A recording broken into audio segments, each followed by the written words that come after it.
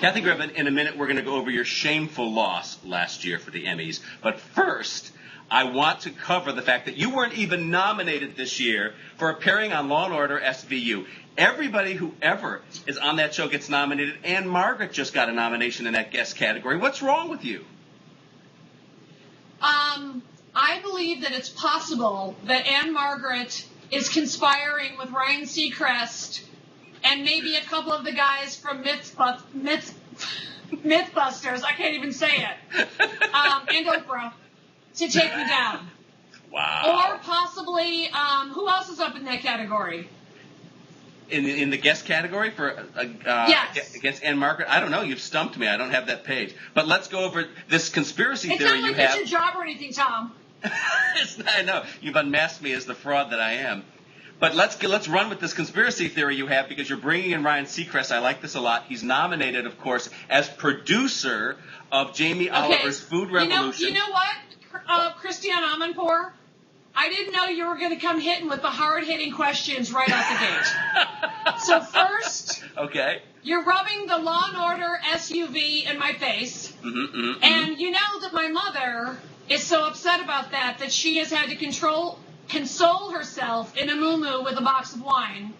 Oh. Although she's also openly rooting for everyone else in that category. She's also rooting for Barbara Barry, who's not nominated this year and wasn't even on the show this year, but my mom just loves Barbara Barry. Now, if you're going to start throwing Seacrest around, then you just clearly want me to burst into tears and have this interview be nominated for Best Dramatic Actress next year. Okay. It is, come on, very ironic that a show produced by Ryan Seacrest is nominated against Kathy Griffin, Life on the DList.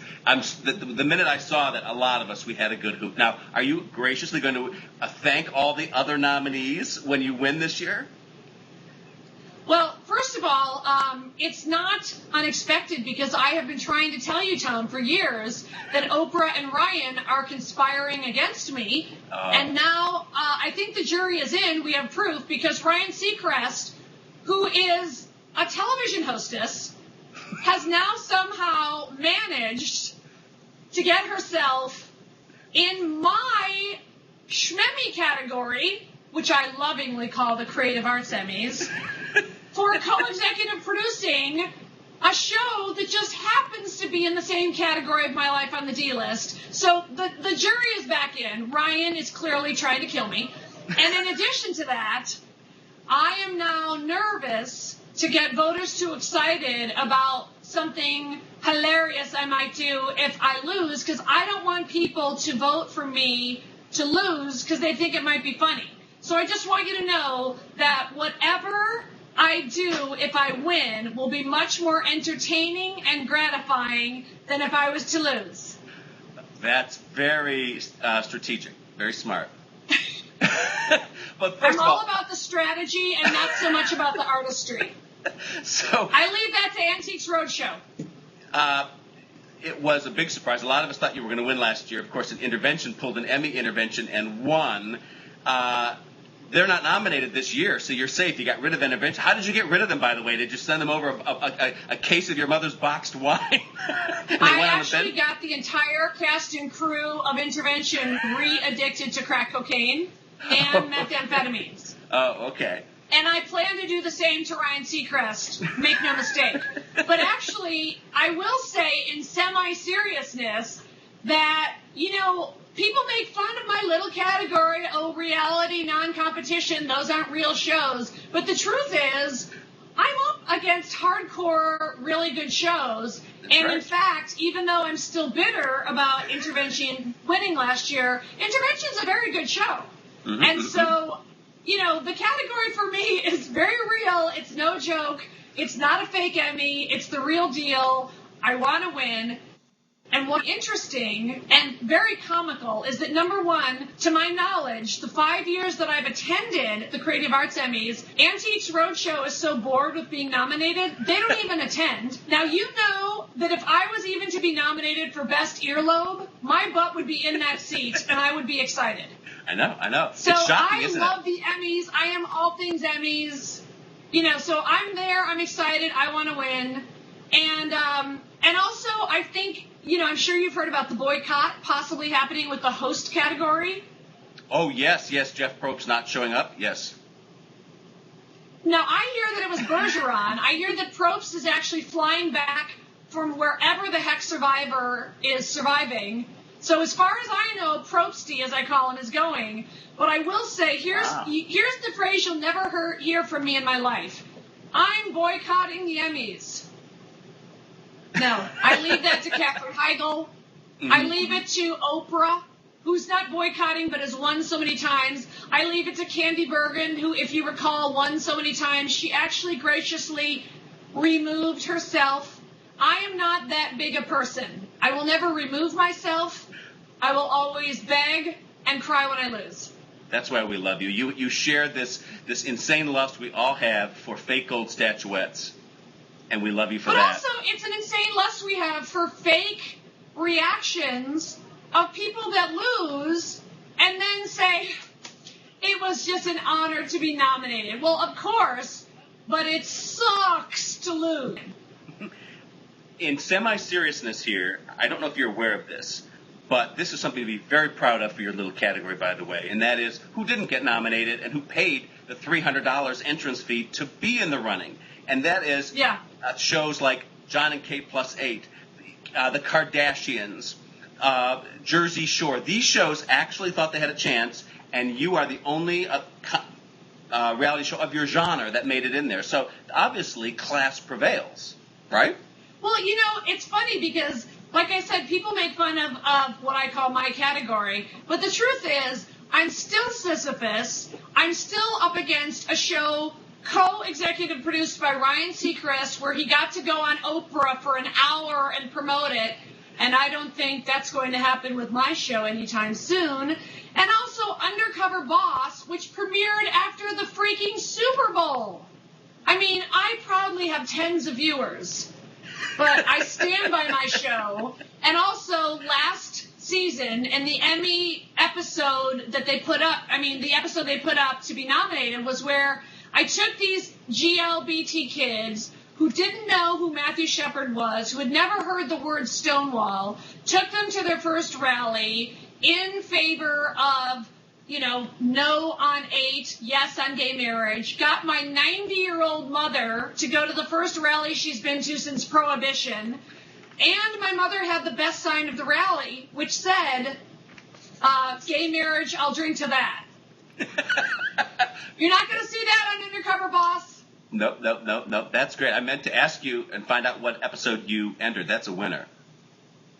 That's fantastic. You know what? It's funny. Every year we do our semi-serious episode. And, the other thing is I'm just almost pretty sure nobody gets in more trouble than I do for the show. I just did an episode in D.C. to help repeal Don't Ask, Don't Tell. I got in trouble with Massachusetts Senator Scott Brown. I got in trouble with Massachusetts Congressman Barney Frank.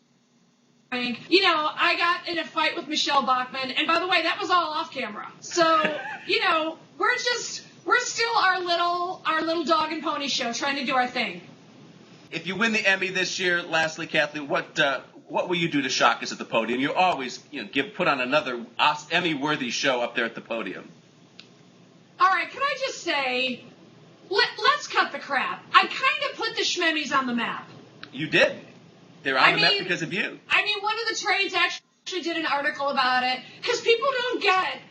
Those are my peeps. The Schmemmys are my peeps. It's the key grips. It's the hair and makeup. It's the costumers. It's me. It's the below the liners. So, first of all, you should know, and I'm not supposed to admit this, but you know that I still, number one, don't have tickets to the Primetime Emmys.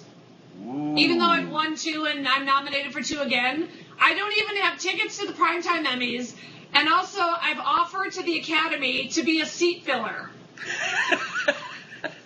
And what did they say? Thank you for getting that. Thank you for getting how funny that is. Because you know it would be funny to see me sitting next to Kira Sedgwick when Kevin Bacon goes to the bathroom.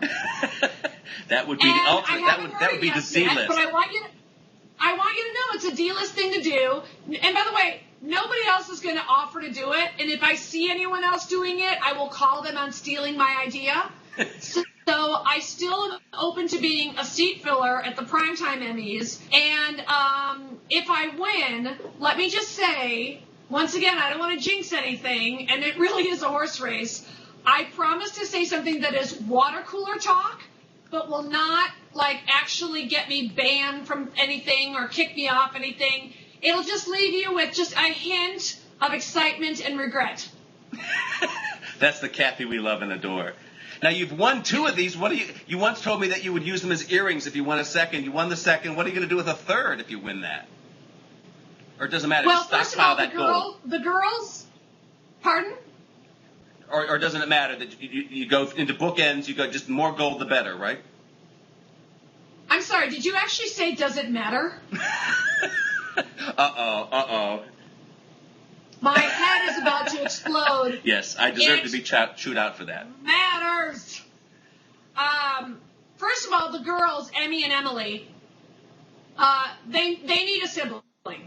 So I need a third Emmy to be complete, and I will always treasure them. I will never be one of these celebrities that lost them. I read an interview with a celebrity who said she's kind of embarrassed about her Oscars, so for years she hid it in her drawer. Oh, how charming. My Emmys, first of all, you know that I've had them both welded several times. I'm not kidding.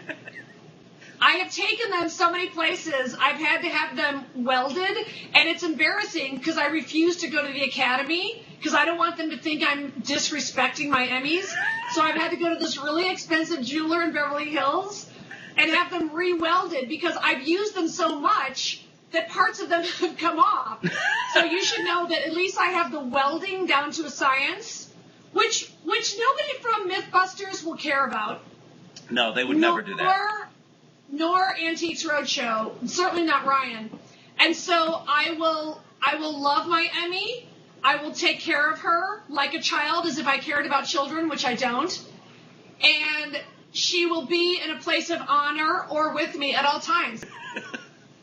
Well, we're rooting for you, Kathy. And if you can't find any more seats at the Emmys, come sit in the press room with us. The coffee's not bad, the sandwiches are decent, and we're a lot of fun. Is that an offer? Yes. Is that an offer? It is. You can get me a pass? Yes. It's the best place of all to sit. The big tent room. You know when you win and they come up and they stand on the dais and they start riffing with us back there. Okay, but I'm serious about this because I think this is really a funny idea and nobody else would do it. Do you really think you could get me a press pass? Or do you think they'd say no? I'll apply for one on your behalf today if you'd like. Okay. And by the way, the people at William Morris and Rogers & Cowan are going to be oh so thrilled that I just said that. Well, we'll have to have you writing for the envelope back there then to make it legit. Well, you know that, of course, I'm always willing to be like the model. It's just that I'm too tall. At 5'3", I'm too tall and beautiful. That's right. But I'm willing to participate. I'll do, if there's like a craft service opening, maybe I can unwrap the protein bars. Okay. For the cast of True Blood. I'm available. Okay. Thank you, Kathy.